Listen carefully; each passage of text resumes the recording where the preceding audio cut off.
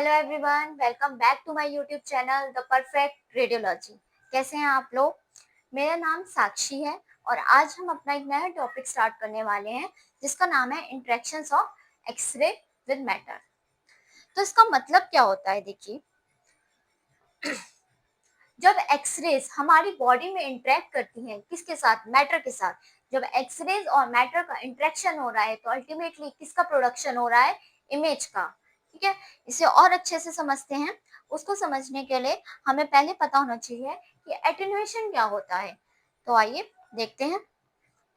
जैसे मान लो ये एक टिश्यू है, हमारी बॉडी का कोई भी एक टिश्यू है, इसके ऊपर रेस पड़ रही हैं। कौन सी रेस? एक्सरेज पड़ रही हैं, जो कि कहाँ से आ रही हैं? एक्सरे ट्यूब से। एक्सरे ट्यूब से एक्सरेज आ रही हैं और इस टिश्यू पे क्या कर रही हैं? इंटरेक्ट कर रही हैं, स्ट्राइक कर रही हैं। तो मान लो कि यहाँ पे 2000 एक्सरे स्ट्राइक करी, लेकिन बाहर कितनी निकली? बाहर निकली 1200। इसका मतलब कुछ ना कुछ एक्सरेज क्या हो गई? रिड्यूस हो गई, यहीं पर रह गई। तो that reduction in the X-rays is called attenuation. यानी कि उन एक्सरेज जो घट रही हैं, इसी को हम क्या कह रहे हैं? एटेन्यूएशन कह रहे हैं। तो एटेन्यूएशन की डेफिनेशन क्या हो गई?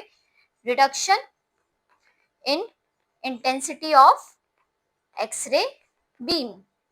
जो एक्सरेज बीम की रिडक्शन हो रहा है, दैट इज कॉल्ड एटेन्यूएशन।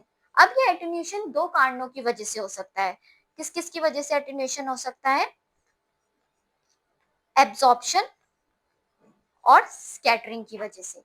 अब इसका मतलब क्या होता है? एब्जॉर्प्शन और स्कैटरिंग का मतलब क्या होता है?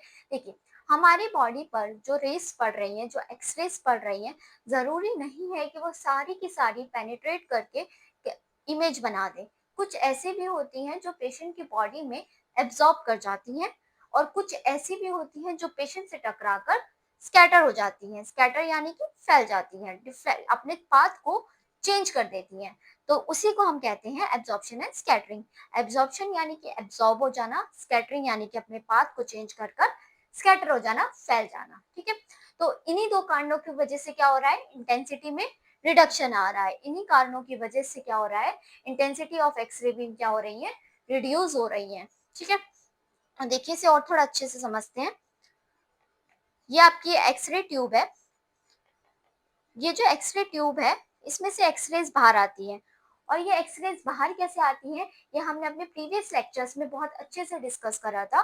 जैसे जब हमारे कैथोड में जो पार्ट होता है, फिलामेंट, वो हीट होता है तो उसमें से इलेक्ट्रॉन्स बाहर आते हैं। वो सारे इलेक्ट्रॉन जाकर कहाँ पर स्ट्राइक करते हैं? एनोड के टारगेट पर स्ट्राइक करते हैं। एनोड के टारगेट पर जब वो स्ट्राइक करते हैं तो वहां से एक्सरेज बाहर आती हैं। वो एक्सरेज नीचे लेटे हुए पेशेंट के ऊपर पड़ती हैं, और नीचे पेशेंट के नीचे क्या लगा के रखते हैं आप लोग? कैसेट लगा के रखते हैं। तो कुछ एक्सरेज तो ऐसी होती है जो पेशेंट की बॉडी से पेनिट्रेट करती हैं। पेनिट्रेट यानी कि पार हो जाती हैं और कैसेट पे पढ़ के अल्टीमेटली क्या बना लेती हैं? इमेज बना लेती हैं। लेकिन कुछ एक्सरेज ऐसी भी होती हैं जो पेशेंट के अंदर ही एब्जॉर्ब हो जाती हैं, और कुछ ऐसी होती हैं जो पेशेंट से टकराकर अपने पाथ को चेंज करते हुए क्या हो जाती हैं? स्कैटर हो जाती है, फैल जाती हैं। तो ये इसी चीज के बारे में मैंने अभी तक बताया कि तीन चीज होती हैं जब रेस पेशेंट के बॉडी पर पड़ रही है: एब्जॉर्प्शन, स्कैटरिंग और पेनिट्रेशन। ठीक है, यही हो रहा है जब एक्सरेज इंटरेक्ट कर रही हैं, तो ये तीन चीज होती है। और एटेन्यूएशन का मतलब भी आप लोगों को समझ आ गया होगा। एटेन्यूएशन क्या होता है? Reduction in intensity of X-ray beam. तो बेसिकली इंटरेक्शन जो होती है 5 तरीकों से होती है, 5 टाइप्स होते हैं इसके। एक होता है coherent, Compton, photoelectric, pair production and photo disintegration. इसमें से पहले तीन जो हैं, कोहेरेंट, कॉम्पटन एंड फोटोइलेक्ट्रिक, ये तीनों आप डायग्नोस्टिक रेंज में यूज किए करते हैं, डायग्नोसिस में यूज किए जाते हैं। ये एक्सरे रेंज के अंदर आते हैं, इसमें एक्सरेज का यूज होता है। लेकिन बाद के जो जो हैं, ये आपके न्यूक्लियर मेडिसिन में यूज किए जाते हैं, डायग्नोस्टिक रेंज में नहीं यूज होते। किसमें यूज होते हैं? न्यूक्लियर मेडिसिन में यूज होते हैं। तो ये किसके अंदर आते हैं? गामा रेंज के अंदर आते हैं। बेसिकली पहले तीन में जो इंटरेक्शन होता है वो आपका किससे होता है?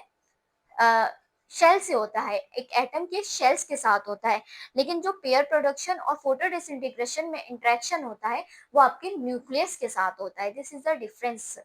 ओके, आई होप आपको यहाँ तक समझ में आया होगा। अगर आपको हमारी वीडियो समझ में आई हो, पसंद आई हो, तो लाइक शेयर कमेंट ज़रूर करिएगा। और आगे हम आने वाली वीडियोस में हम इन्हें एक एक करके डिस्कस करने वाले हैं। हमारी नेक्स्ट वीडियो कोहेरेंट स्कैटरिंग पे रहेगी। So stay tune for new upcoming videos. Thank you.